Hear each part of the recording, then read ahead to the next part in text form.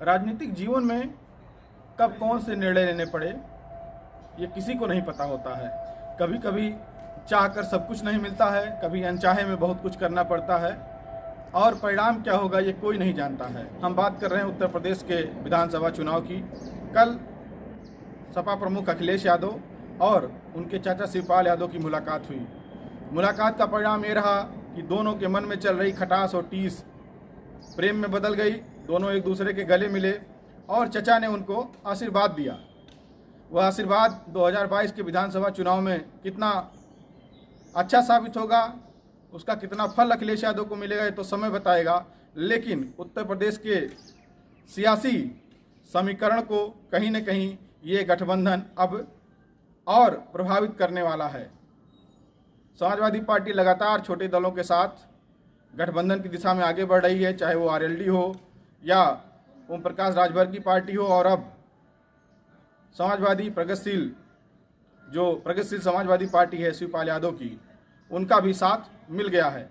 चाचा भतीजे के इस मेल से उत्तर प्रदेश के सियासी समीकरण पर अगर नज़र डालें तो उनका साथ मिलने से समाजवादी पार्टी को लाभ कितना होगा ये तो अलग बात है, लेकिन जो प्रगतिशील समाजवादी पार्टी के दूर रहने से समाजवादी पार्टी से जो नुकसान हो रहा था वो अब नहीं होगा। 2022 का चुनाव भाजपा के लिए जितना महत्वपूर्ण है, क्योंकि 2024 में लोकसभा चुनाव है, उससे ज़्यादा महत्वपूर्ण समाजवादी पार्टी और अन्य दलों के लिए है। इस बार उत्तर प्रदेश के विधानसभा चुनाव में कांग्रेस और आम आदमी पार्टी भी अपना पूरा दम लगा रहे हैं। तो जो परिणाम आएगा वो कहीं न कहीं कुछ प्रतिशत वोट वो भी लेकर जाएंगे और उसका जो प्रभाव है, जो असर है, वो सपा और भाजपा पर देखने को मिलेगा। लेकिन जो कल के अखिलेश यादव और शिवपाल यादव के साथ आने के बाद एक नया समीकरण बनता हुआ दिख रहा है, वह निश्चित तौर पर इस चुनाव को बहुत दिलचस्प बनाने जा रहा है। अगर सीटों के बंटवारे की बात करें तो अभी तक समाजवादी पार्टी ने जितने भी अन्य दलों के साथ उनके गठबंधन हुए हों, आरएलडी के साथ या सुहेलदेव भारतीय समाज पार्टी के साथ या अन्य जो दल हैं उनके साथ, किसी के साथ अभी सीटों के बंटवारे को लेकर कि कौन कितने सीट पर चुनाव लड़ेगा इसको लेकर कोई जानकारी ओपन नहीं की गई है। इसके दो कारण हैं। या तो ये हो सकता है कि आपस में अंदर खाने में बंटवारे हो गए हों और जनता के सामने अभी इस बात को जाहिर न किया जा रहा हो, या दूसरी बात यह है कि अंतिम समय में कौन सी पार्टियां क्या दांव लगाती हैं और कैसे किन सीटों पर कौन से प्रत्याशी उतारती हैं और उनका स्थानीय स्तर पर प्रभाव क्या रहता है, किन चेहरों को मैदान में उतारा जाता है। और जो अभी तमाम ऐसे दल हैं जिनका किसी के साथ गठबंधन नहीं हुआ है, जैसे आम आदमी पार्टी की बात करें तो अभी बीच में समाजवादी पार्टी से लगातार गठबंधन की अटकलें चल रही थी, लेकिन संजय सिंह ने साफ किया है कि वो उत्तर प्रदेश में सभी 403 सीटों पर विधानसभा चुनाव लड़ेंगे।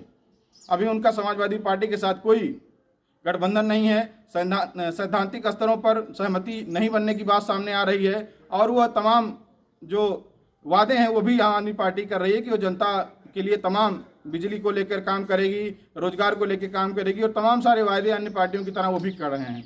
तो अभी जो सियासी समीकरण है वो इस बात पर है कि जिस तरीके से दल एक दूसरे से जुड़ रहे हैं उनका परिणाम क्या होगा बात अलग है, लेकिन सबसे जो महत्वपूर्ण जनता की निगाह है वो इस बात पर लगी हुई है, चाहे वो विपक्षी दल हो या जनता हो, सब इस बात पर जोर दे रहे हैं कि आखिर सीटों के बंटवारे को लेकर स्थिति कब स्पष्ट होगी और वो किन चेहरों के साथ कहां पर पार्टियां मैदान में आ रही हैं। एक गीत है जो इस समय सबसे अनुकूल बैठ रहा है, जो तुमको हो पसंद वही बात कहेंगे, तुम दिन को अगर रात कहो रात कहेंगे। लेकिन दिन को रात कहने का और रात को दिन कहने का जो सिलसिला शुरू हुआ है यूपी के चुनाव में, वह 2022 के परिणाम में कितना उजाला लाएगा, दिन का उजाला होगा या रात का अंधेरा होगा, ये तो वक्त बताएगा।